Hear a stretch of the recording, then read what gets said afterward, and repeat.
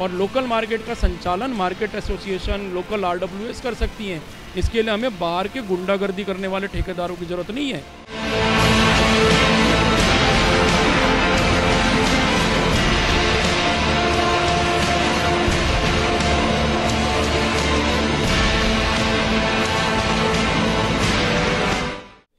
इस वक्त हम मौजूद हैं द्वारका सेक्टर 6 सेंट्रल मार्केट में। यहाँ पर जो पार्किंग का विवाद है वो लगातार बना हुआ है। एक पार्किंग है द्वारका सेक्टर 6 मार्केट की।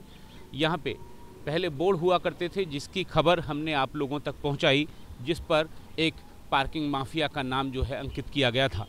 बाद में जब ये मामले ने तूल पकड़ा, हम लोगों ने मीडिया के माध्यम से आपको सूचनाएँ भेजी, साथ में जो प्रशासन है उस तक जब ये बात पहुँची तब अब जो बोर्ड है वो रिमूव कर दिए गए हैं। आप देखें कि यहाँ पे एक बोर्ड हुआ करता था जिस पर पूरा नाम लिखा हुआ था पार्किंग माफिया का, साथ में जो कॉन्ट्रैक्टर हैं उनका नाम लिखा था, जो रेट है वो चार्ट लगाए गए थे, अब वो नदारद हैं।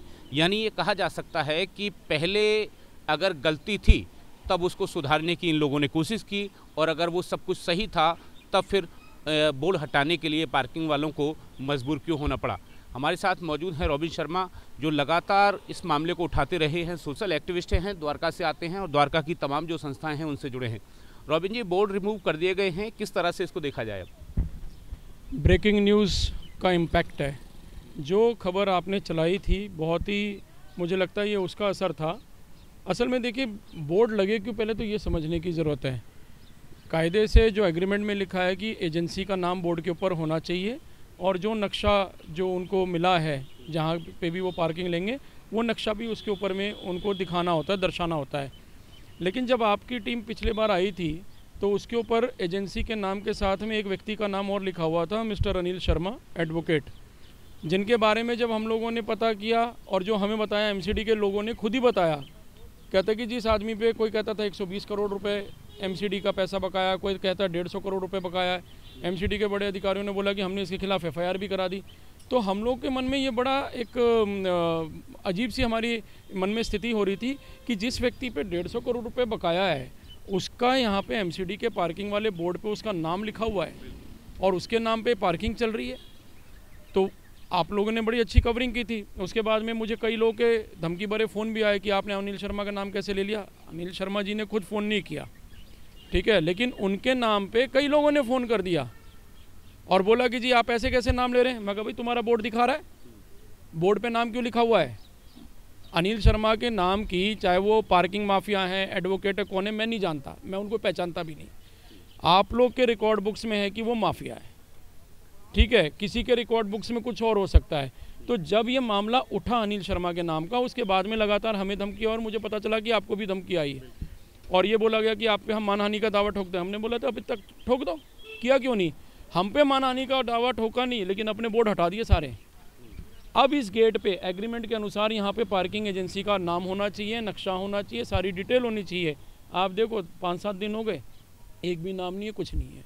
बातें कहीं और हमें भी एक तरह से धमकाने की कोशिश की संजू शर्मा नाम से कि आप लोग इस विषय को ना उठाएं और हम आप पे मानहानि का केस करेंगे वगैरह वगैरह। तो हम लोगों ने कहा कि इसमें जो भी बातें कही गई हैं वो पूर्णतः तथ्यात्मक हैं और उनको वेरीफाई करने के बाद में बोला गया है। इतना कुछ कहने के बाद में फिर तब जाके कहीं वो धमकियां बंद हुई और आज हालात ये हैं कि जो बोर्ड हैं वो हटा दिए गए हैं।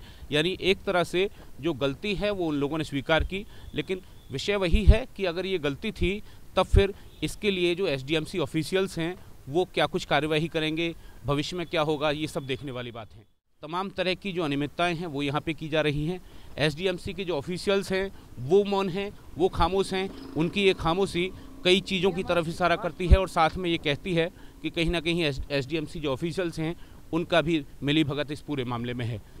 MCD बोलते हैं कि हमें रेवेन्यू चाहिए। अरे भाई रेवेन्यू किस लिए चाहिए आपको? वो कहते हैं हमें विकास के लिए रेवेन्यू चाहिए।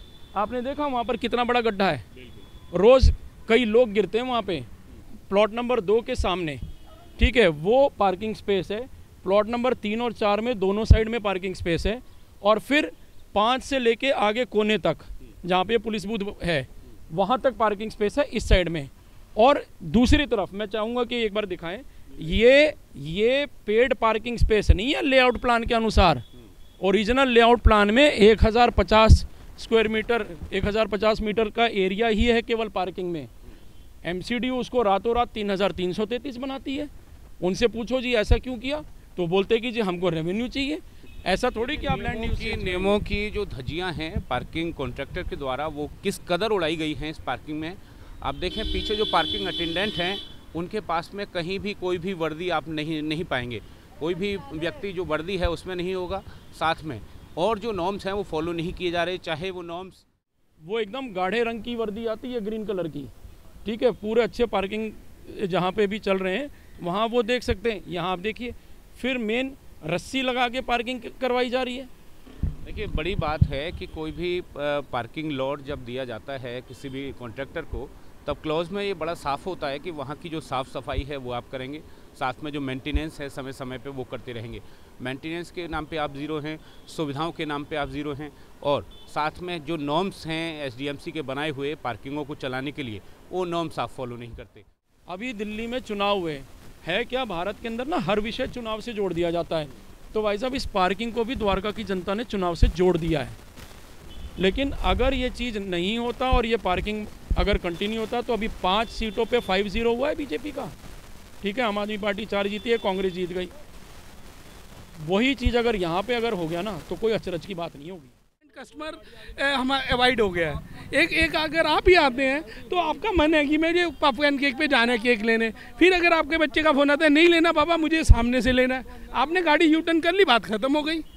ये इनका ये धांधली कि आप अंदर आ ही नहीं सकते, आप पहले मेरी पर्ची कटाओ फिर आओ। ये कौन सी ये कौन सा रूल है? तो उनका उसूल है कि पहले गाड़ी को वहीं खड़ा कर देते हैं, पहले पर्ची कटाओ तो अंदर जाओगे, नहीं तो नहीं आने देंगे आपको। ये इनके खुद के घर की वो कर रखी है। मार्केट की तरफ से कोई ये पार्किंग नहीं है, नाजायज़ पार्किंग है ये। मार्केट के अंदर किसी को आने ही नहीं देते। अगर कोई माल लेके आता है दुकान वाला तो पहले उसकी पार्किंग दो, उसके बाद गाड़ी अंदर आएगी। इस पार्किंग की वजह से तो निश्चित तौर पर भारतीय जनता पार्टी को जो निगम में अभी शासन में है उसको कहीं ना कहीं नुकसान भी उठाना पड़ सकता है। ऐसे में जो जनप्रतिनिधि हैं, जो खासतौर पर एसडीएमसी से जुड़े हुए जो लोग हैं, उनको ये चाहिए कि द्वारका वासियों के साथ में दुकानदारों के साथ मिल बैठ के बातचीत करें और इस मसले का हल जो है वो जल्दी से जल्दी निकालें। सहयोगी विजय त्यागी के साथ मैं अनंत कौशिक।